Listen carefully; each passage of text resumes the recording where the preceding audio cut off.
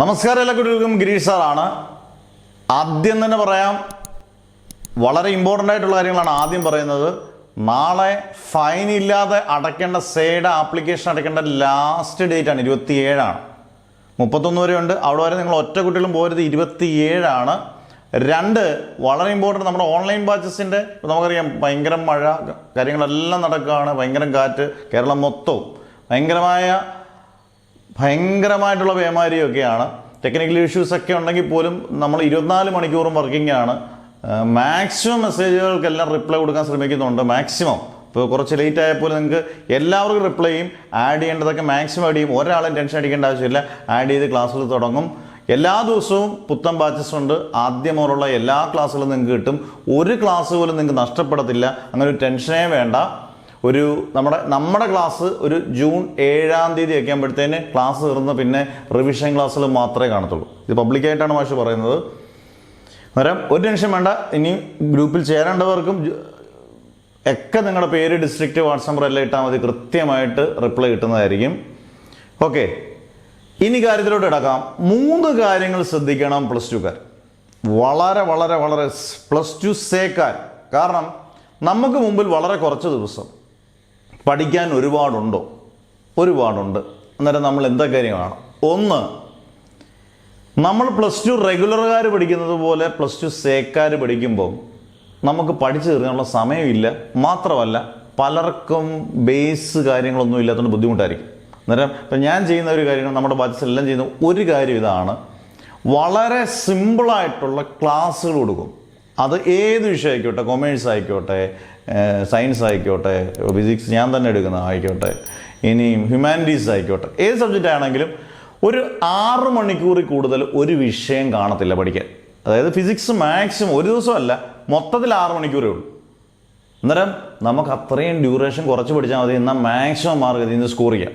അങ്ങനെ ഷോർട്ടാക്കുക നിങ്ങൾ പഠിക്കുന്നത്. ഇതാണ് നമ്പർ 1. കാരണം നല്ലപോലെ റിവിഷൻ ചെയ്യണമെന്നുണ്ടെങ്കിൽ ചുരുക്കി പഠിക്കുക, എന്നാൽ പോയിന്റ് പഠിക്കുക, എന്നാൽ മാർക്ക് കിട്ടുന്ന പഠിക്കുക. 2, വളരെ ഇമ്പോർട്ടൻ്റ് ആണ് നോട്ട്സ്. സിമ്പിളായിട്ടുള്ള നോട്ട്സ് കിട്ടിയാൽ മാത്രമേ നമുക്ക് പഠിക്കാൻ പറ്റുള്ളൂ. നമ്മൾ സേയ്ക്ക് വേണ്ടി മാത്രം നോട്ട്സ് തയ്യാറാക്കിയിട്ടുണ്ട്. അത്യാവശ്യം നല്ല രീതിയിൽ പെട്ടെന്ന് മനസ്സിലാക്കാൻ പറ്റുന്ന നോട്ട്സ് സിമ്പിളായിരിക്കണം. എന്നാലേ നിങ്ങളുടെ തലയിൽ ഈ കുറച്ച് ദിവസം കൊണ്ട് കയറത്തുള്ളൂ. ഇനി 3ാമത്തെ ഏറ്റവും ഇമ്പോർട്ടൻ്റ്, നമ്മൾ സേ എഴുതിയത് എന്തുകൊണ്ടാണ്? നമുക്ക് ഈ പ്ലസ് ടുവിന് നമുക്ക് ഉദ്ദേശിക്കുന്നത് അത്രയും പഠിക്കാൻ പറ്റാത്തതുകൊണ്ടാണ് സേ വന്നത്. 6 വിഷയങ്ങൾ സേ എഴുതുന്ന കുട്ടികളുണ്ട്. 5 വിഷയം കൊണ്ട് 3 വിഷയത്തിൽ കൂടുതലുള്ളവരാണ് കേരളത്തിൽ കൂടുതൽ പേരും. അന്നേരം ഇനി അങ്ങോട്ട് അവസ്ഥ വരാതിരിക്കണമെങ്കിൽ ഈ പഠിച്ചത് ഇനി നിങ്ങൾ പഠിക്കുന്നത്, അപ്പോൾ അതായത് ഞാൻ പറഞ്ഞു, ജൂൺ 7, 10 നമ്മുടെ ക്ലാസ്സുകളെല്ലാം തീർന്നതിന് ശേഷം പിന്നെ 10, 12, 13 ദിവസം അല്ലെങ്കിൽ 2 ആഴ്ചയോളം നമ്മൾ എന്ത് ചെയ്യും? റിവിഷൻ ക്ലാസ്സാണ്. റിവിഷൻ ചെയ്ത് ഇമ്പോർട്ടൻറ്റ് ക്വസ്റ്റ്യൻസ് വെച്ച്, ഇമ്പോർട്ടൻറ്റ് ടോപ്പിക്സ് വെച്ച് റിവിഷൻ ചെയ്ത് കഴിയുമ്പോൾ നമുക്കുറപ്പാകും നമ്മൾ ജയിക്കും. അവിടാണ് നമ്മുടെ ഏറ്റവും മാക്സിമം ലെവലിരിക്കുന്നത്. നമുക്ക് ഓരോരുത്തരും, നിങ്ങൾക്ക് ഓരോരുത്തരും ഇത് എഴുതുന്ന കുട്ടികൾ വിചാരിക്കും, ഇനി എന്നെ തോൽപ്പിക്കാൻ പറ്റത്തില്ല. ആ ലെവലിലേക്ക് നമ്മൾ എത്തണം. ആ ലെവൽ എത്തിയാൽ നിങ്ങൾ 23-ാം തീയതി പരീക്ഷ തുടങ്ങി 27-ാം തീയതി വരുന്ന 10 ദിവസം റിസൾട്ട് വന്ന് പെട്ടെന്നാണ് പിന്നെ കാര്യങ്ങൾ. പിന്നെ നിങ്ങളുടെ ഭാവിയെ മാറണം. അതുകൊണ്ട് ഒരു ടെൻഷൻ വേണ്ട.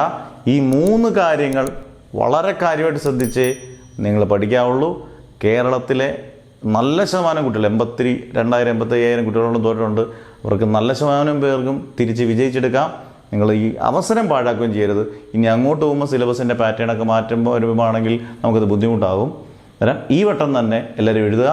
ആപ്ലിക്കേഷൻ്റെ കാര്യം മറക്കരുത്. 27 നാളെയാണ്, ലാസ്റ്റ് ഡേറ്റ് ആണ്. അതിനുശേഷം പിന്നെ ഓടി നടക്കരുത്. മഴയും കാര്യങ്ങളൊന്നും നോക്കണ്ട, ഡേറ്റുകളൊക്കെ മാറ്റത്തില്ല. അന്നേരം എല്ലാവിധ നന്മകളും ഉണ്ടാകട്ടെ, നല്ലപോലെ പഠിക്കാൻ കഴിയട്ടെ എന്ന് പ്രാർത്ഥിച്ചുകൊണ്ട് മാഷ് നിർത്തുന്നു. Never ever give up. അതുപോലെ തന്നെ ഗ്രൂപ്പിൽ ജോയിൻ ചെയ്യാത്തവർക്ക് ഗ്രൂപ്പിൽ ജോയിൻ ചെയ്തിരിപ്പിക്കും. കൃത്യമായിട്ട് സ്റ്റാഫുകളെല്ലാം കൃത്യമായിട്ട് കാര്യങ്ങളെല്ലാം ചെയ്യുന്നുണ്ട്. നമ്മൾ തന്നെ അതിനകത്ത് മുൻകൈ എടുക്കുന്നുണ്ട്. ക്ലാസ്സുകൾ കിട്ടിയിരിക്കും. ഒരു ടെൻഷൻ വേണ്ട. പുതുതായിട്ട് ജോയിൻ ചെയ്യാൻ താല്പര്യമുള്ളവർക്കെല്ലാം മെസ്സേജുകൾ ഇടാം. അതിനും കൃത്യമായിട്ട് മെസ്സേജുകൾക്ക് റിപ്ലൈ ചെയ്യുന്നതായിരിക്കും ഓർഡർ അനുസരിച്ച്. Okay, never ever give up.